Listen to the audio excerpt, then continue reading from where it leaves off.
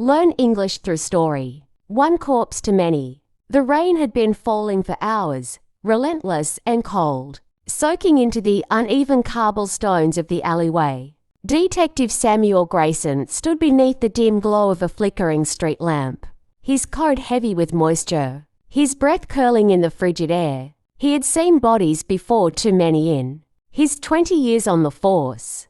But something about this one gnawed him. The victim, a middle-aged man with a neat suit now mud by blood, lay slumped against a dumpster. His hands were arranged unnaturally, as if someone had positioned him.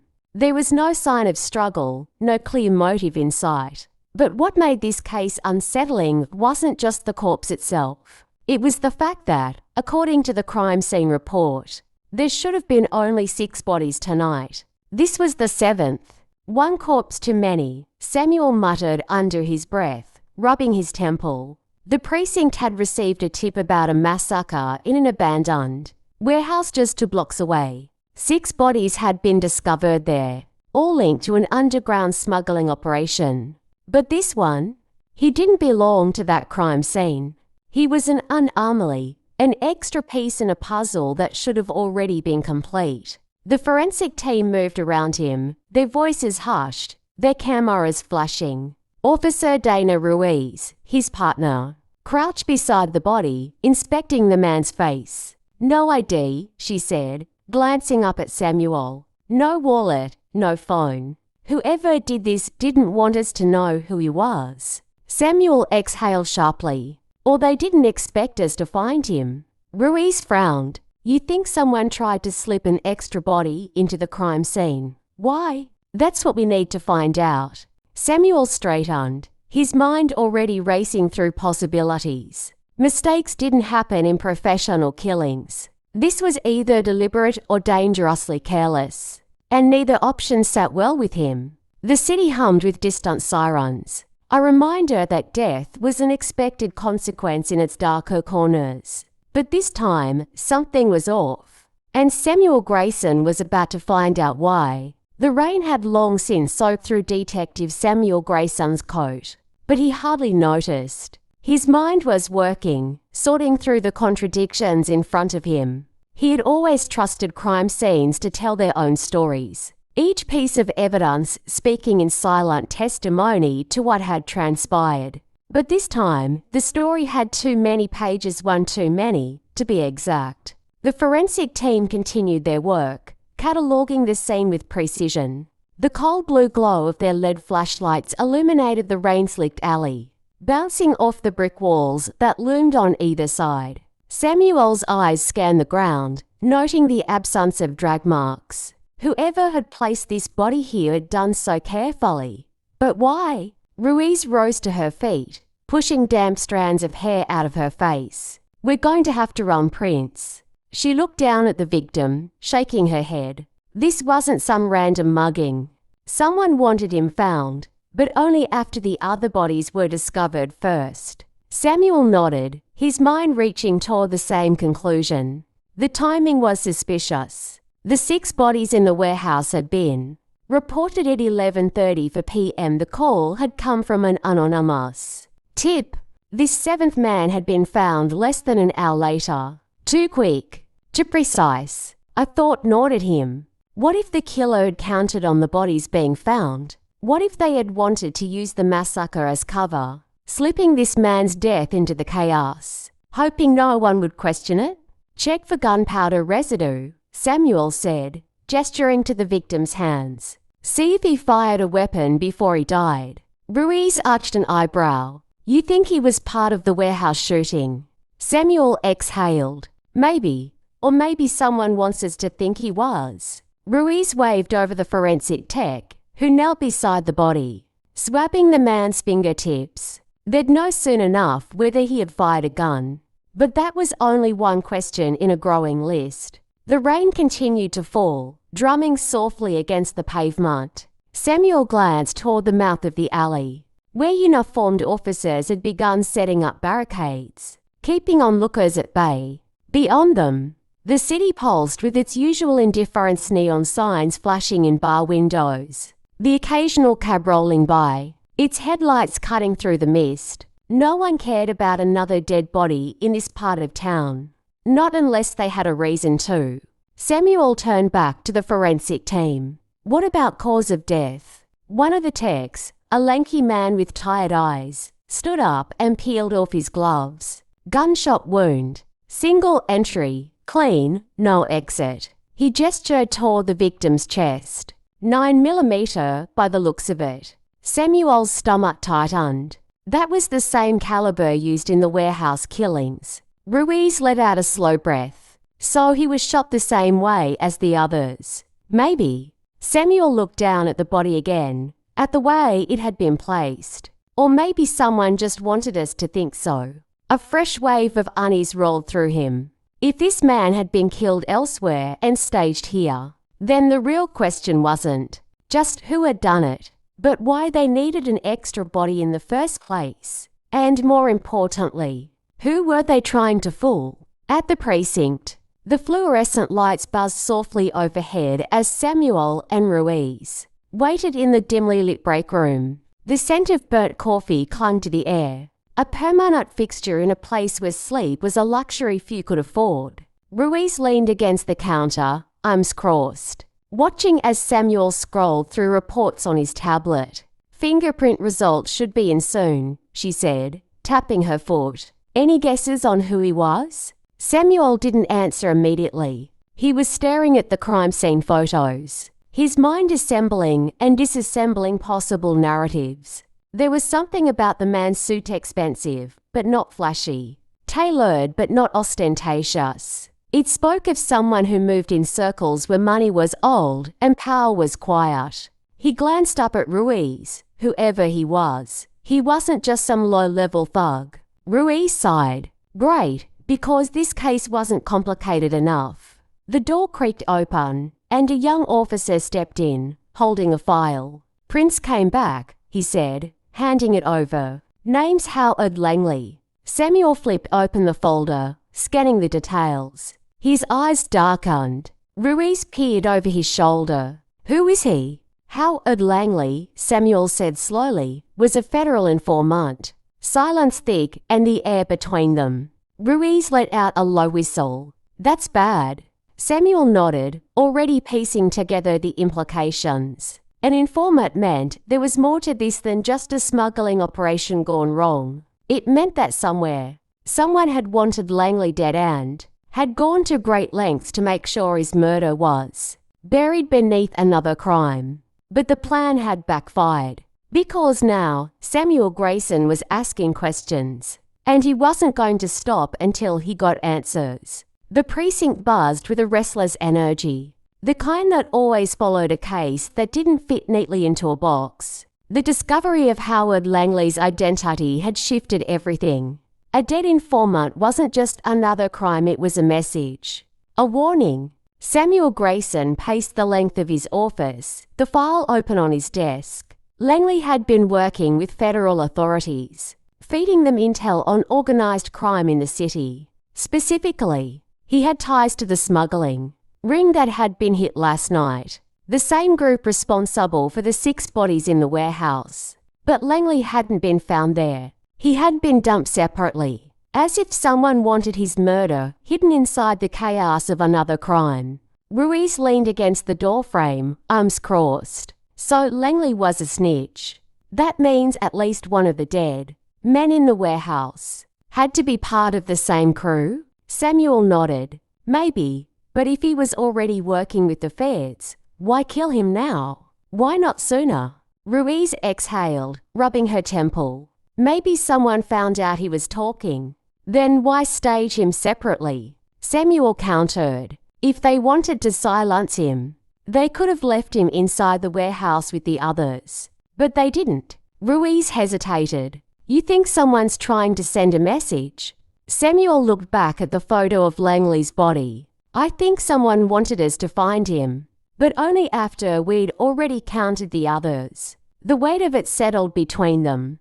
The idea that Langley's death was meant to be a footnote, a casualty tucked into an unrelated massacre meant someone had gone to great lengths to keep his murder from standing out. But mistakes had been made. They had found him. And now the truth was unraveling faster than whoever had orchestrated it had anticipated. The phone on Samuel's desk rang, shattering the silence. He picked up, his voice steady. "Grayson, this is Special Agent Calloway with the FBI." The voice was crisp, authoritative. "I understand you've got a body that belongs to us." Samuel's grip on the phone tightened. "We do. And I'd like to know why he ended up dead in my city." A brief pause. "Then, I'll be at your precinct in an hour." The line went dead. Samuel hung up the phone, looking at Ruiz. "Feds are coming."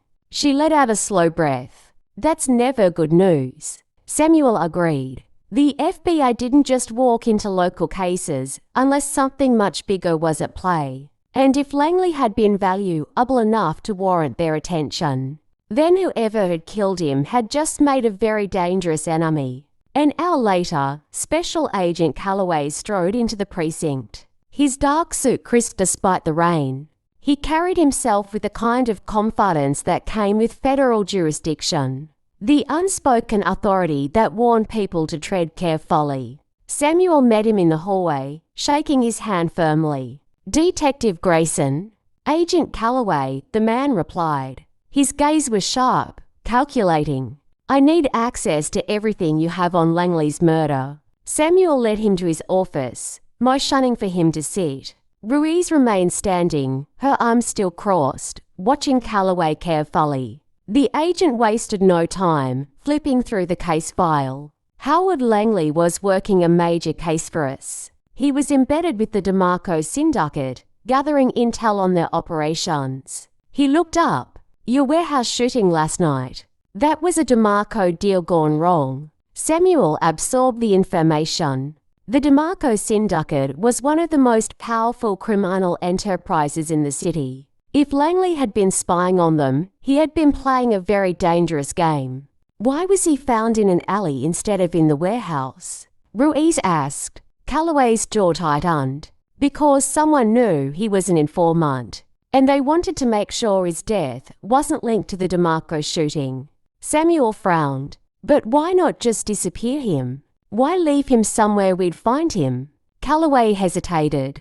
Then he slid a photograph across the desk. It was grainy, pulled from a security camera, but the face was clear enough. Samuel stared at it. It was Langley, alive, and standing beside him laughing. Leaning in close was a man Samuel recognized instantly. Chief Edward Holloway, the head of their own department. Silence thickened in the room. Ruiz let out a quiet curse under her breath. Samuel looked at Calloway. "What the hell is this?" Calloway's expression was unreadable. "That's your police chief. Spending time with a federal informant he shouldn't have had any contact with." The implications were staggering. If Holloway had been involved with Langley, it meant the corruption ran deeper than they had ever suspected. And if Langley had been killed to cover something up, it meant they were sitting on a case that could tear the department apart. Samuel leaned back, exhaling slowly. "So what now?" Calloway's voice was quiet, but firm. "Now, we find out if your boss ordered a hit on a federal informant." And just like that, the case had become far more dangerous than either of them had imagined. This is where things start to spiral: corruption,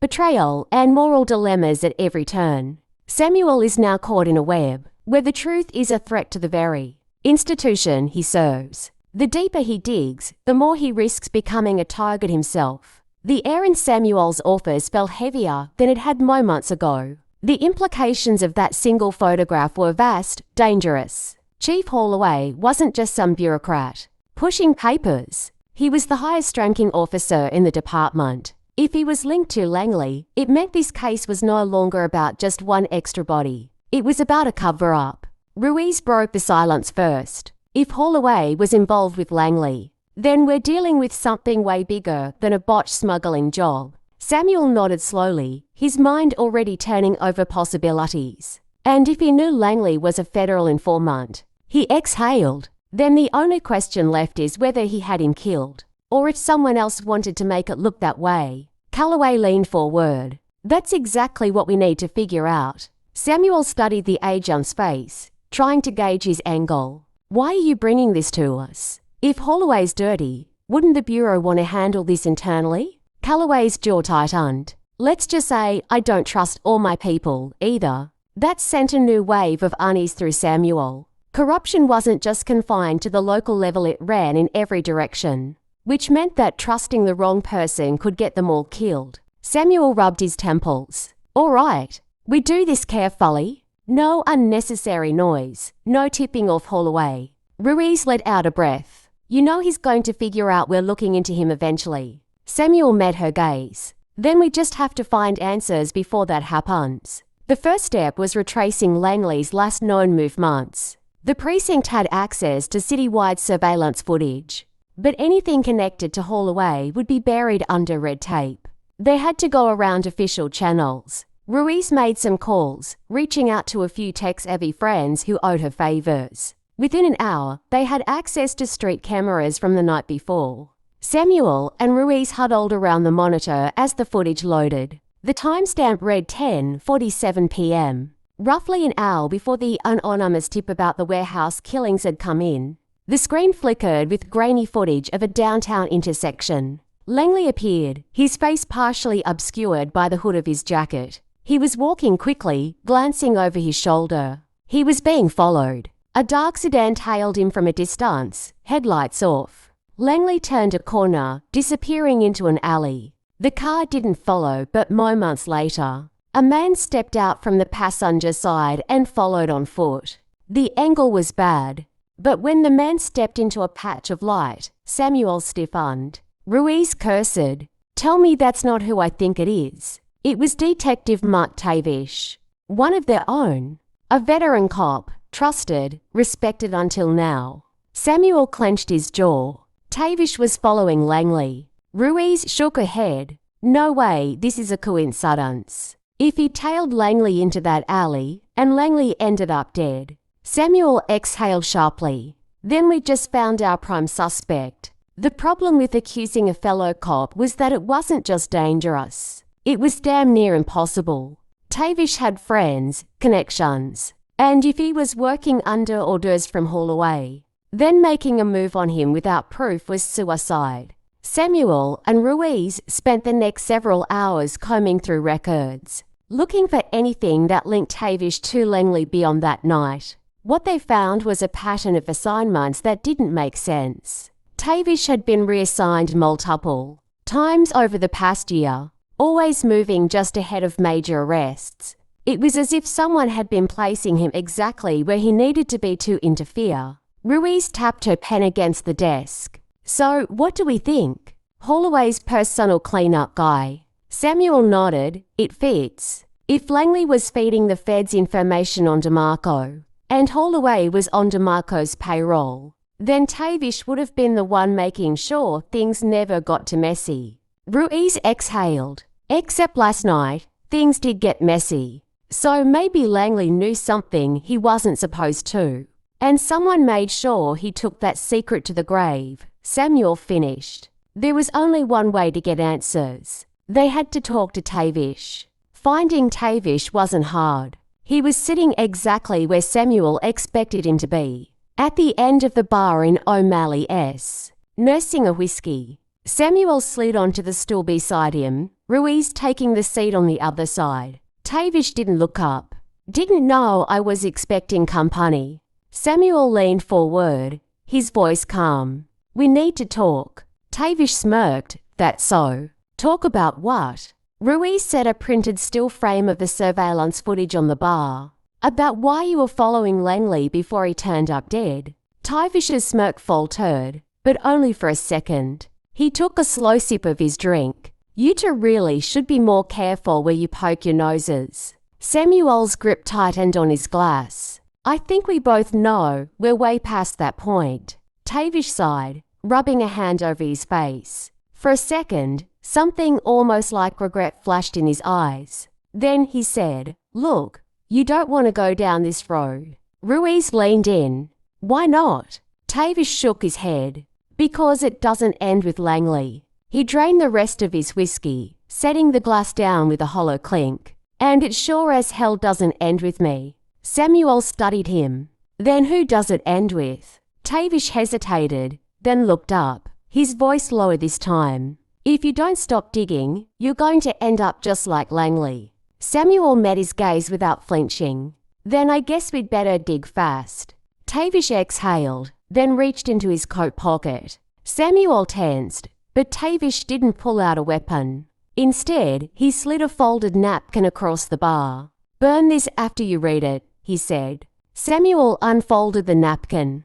A single name was scrawled across it. Senator Richard Calloway. Samuel's stomach dropped. Ruse's eyes widened. Calloway, as in, our friendly neighborhood FBI agent. Tavish gave a slow, bitter nod. Like I said, it doesn't end with me. Silence settled over them. Samuel folded the napkin, slipping it into his pocket. The implications were staggering. If the FBI agent who had walked into their precinct was dirty, if he had played them from the start, then they weren't just in the middle of a cover-up. They were caught between people who killed to keep their secrets. And now, Samuel and Ruiz had become loose ends. The deeper they go, the more dangerous the game becomes. Samuel now knows that the corruption isn't just in the precinct. It reaches into politics, the FBI, and beyond. The real question isn't just who killed Langley anymore. It's who's next. The weight of the napkin in Samuel's pocket felt heavier than it should. Senator Richard Calloway. The name sat like a loaded gun in his mind, a ticking bomb that could detonate everything they thought they knew. He and Ruiz left the bar in silence, walking to his car under the dim glow of a street lamp. The city hummed around them, horns blaring, sirens in the distance, but none of it registered. The world had just changed. Ruiz finally broke the silence. This was never just about Langley, was it? Samuel exhaled, unlocking the car. No, and if a sitting senator is involved, we're in over our heads. Ruiz slid into the passenger seat. Think Calloway, the agent, knows we're onto him. Samuel started the engine. If he didn't before, he will soon. As they drove through the city, a quiet understanding settled between them. They weren't just investigating corruption anymore. They were now threats to powerful people. People who had already proven they weren't afraid to kill. They had to move fast. Back at the precinct, Samuel and Ruiz sat in the dim glow of his desk lamp. A mountain of files between them. They weren't just looking at Langley anymore. They were tracing every thread, every case, every connection between Chief Holloway, Detective Tavish, Senator Calloway, and the DeMarco syndicate. The pieces were falling into place. 1. Langley had been gathering intel on the DeMarco syndicate. 2. Holloway had known Langley, despite having no official reason to. 3. Tavish, the precinct's own detective, had been tracking Langley the night he was murdered. 4. Senator Calloway's name had now surfaced directly linked to the corruption. It was a chain of power, reaching from the streets all the way to Washington. Ruiz tapped a file. Look at this. 6 months ago, an assistant district attorney working a case against DeMarco died in a car accident. Samuel scanned the page. It was ruled accidental. But if Langley was talking, maybe this aider got too close. Ruiz flipped to another file. 2 years ago, a journalist started investigating campaign donations linked to DeMarco. Same story, accidental overdose. Samuel clenched his jaw. Every time someone gets close, they don't just disappear, they die. Ruiz met his gaze. And now we're next in line. Samuel didn't answer right away. He knew the risks. If they kept going, they weren't just taking on corrupt cops or local criminals. They were challenging a system that had kept its secrets buried for years. We can't do this from inside the department, Samuel finally said. If Holloway catches wind of this, we'll be dead before we finish our next cup of coffee. Ruiz sat back. So what's the play? Samuel hesitated. Then, reluctantly, he said, we go to someone outside the system. Ruiz blinked. Like who? Samuel exhaled. A journalist. Ruiz swore under her breath. You really want to put a target on our backs? We already have one. She ran a hand through her hair. All right. Who do you trust? Samuel reached for his phone. He had only one name. Mia Carter had been in the business long enough to know when someone was desperate. And when Samuel Grayson called her at 2 a.m., using a burner phone, she knew something big was about to drop in her lap. She met them at an all-night diner on the outskirts of town. The place smelled like old grease and burnt coffee, the kind of place where no one asks questions. Samuel slid into the booth across from her, Ruiz sitting next to him. Mia studied them both, her sharp brown eyes taking in every detail. You look like you've seen a ghost. Samuel exhaled. Worse. He handed her a folder. Mia opened it, her face unreadable as she flipped through the pages. When she reached the name Senator Richard Callaway, she paused. You're telling me the man, who might run for president in a few years, is tied to a criminal syndicate? Ruiz smirked bitterly. That's exactly what we're telling you. Mia set the folder down. This isn't just a corruption case. This is suicide. Samuel nodded. That's why we need your help. She studied them. Why not go to internal affairs? Ruiz laughed dryly. Because the guy running EA is best friends with our dirty chief.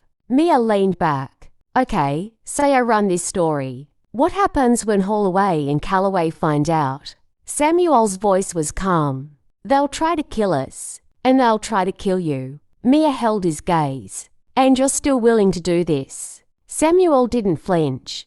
Are you? Silence stretched between them. Then Mia let out a slow breath. All right, but if we're doing this, we do it right. We need evidence. Real evidence. Ruiz raised an eyebrow. The dead informant and the dirty cop isn't enough. Mia smirked. I don't write conspiracies. I write proof. Samuel exhaled. Then let's get you some. The only way to bring down a system like this was to make it collapse from the inside. And for that, they needed someone to crack. Their best option, Detective Mark Tavish.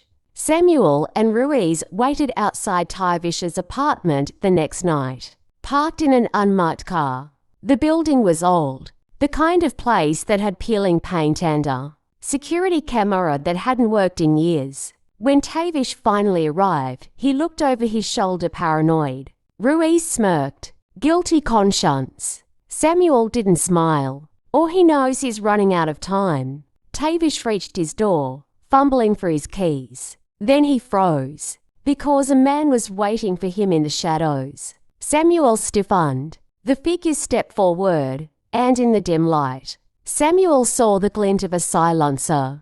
Move, Samuel yelled, bursting from the car. Ruiz was right behind him, drawing her weapon.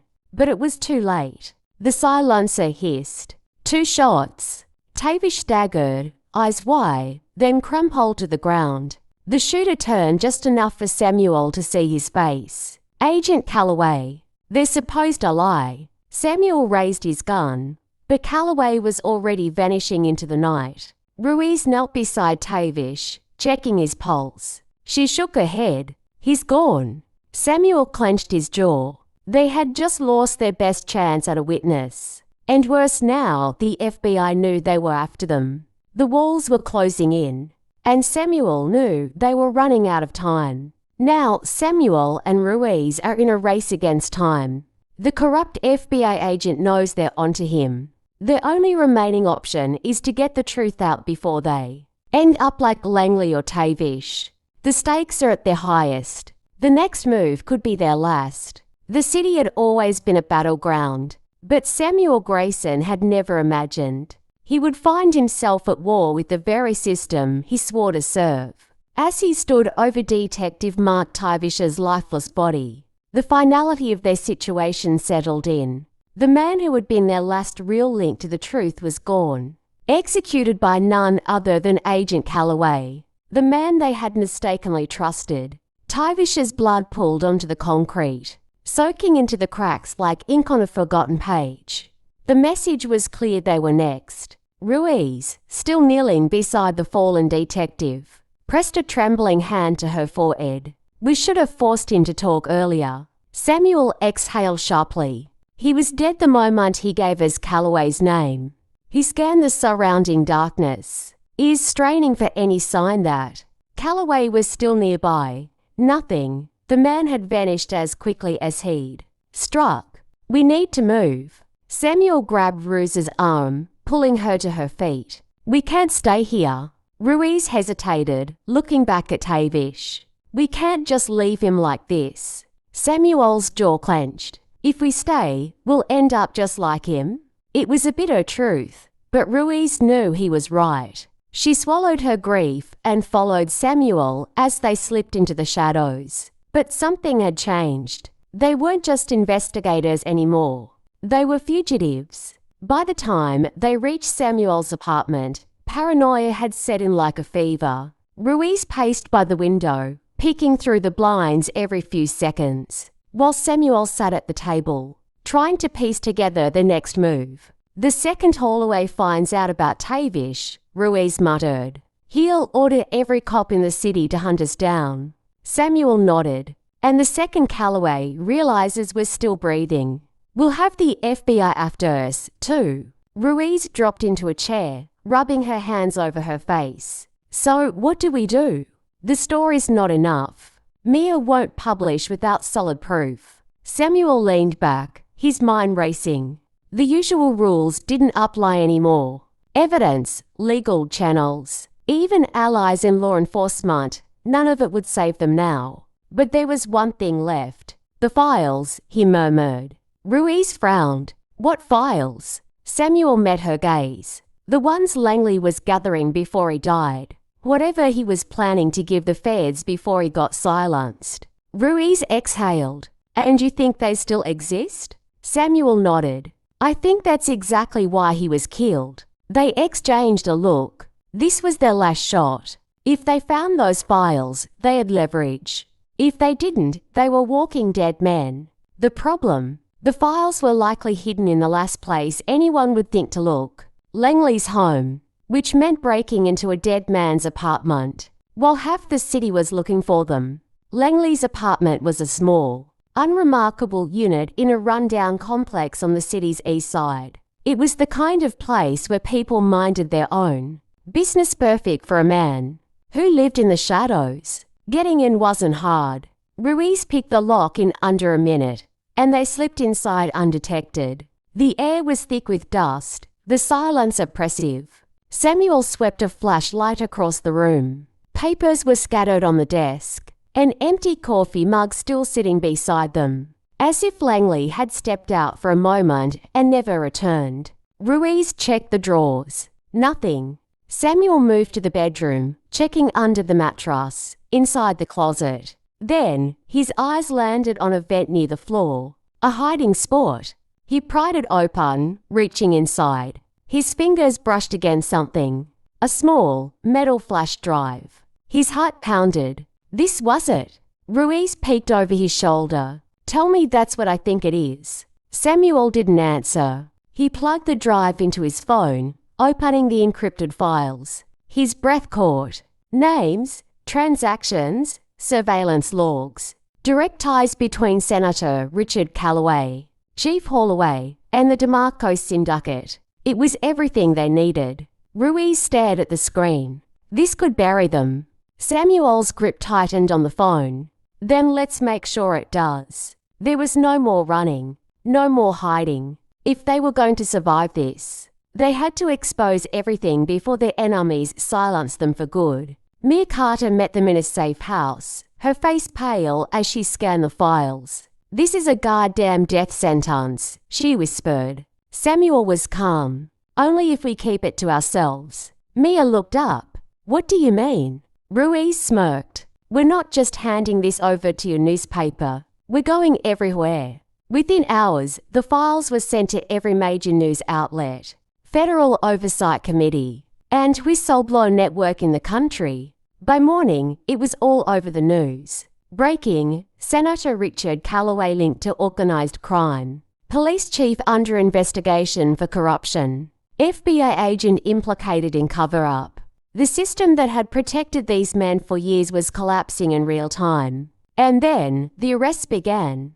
Chief Holloway was taken into custody, his crimes too extensive to bury. Calloway resigned in disgrace, his political career in ruins. The DeMarco syndicate was hit hard, losing key allies in law enforcement. It was over. Samuel and Ruiz were safe. But the scars remained. Weeks later, as the city began to heal from the revelations, Samuel and Ruiz sat on a rooftop, watching the sun rise. Ruiz sipped her coffee. "You think we made a difference?" Samuel thought about Langley, about Tavish, about every innocent person who had been silenced before the truth could come out. Finally, he nodded. "Yeah, we did." Ruiz exhaled. "Then why doesn't it feel like a victory?" Samuel looked out at the city. "Because justice isn't about winning. It's about standing up even when it costs you everything." Ruiz smiled faintly. "Think you'll ever trust the system again?" Samuel smirked. "No, but maybe I'll trust the people who refuse to let it stay broken." And as the sun rose over the city, washing it in gold, they knew some truths were worth risking everything for, even if it meant standing against the world. Moral: the system only changes when people are willing to fight for the truth, no matter the cost.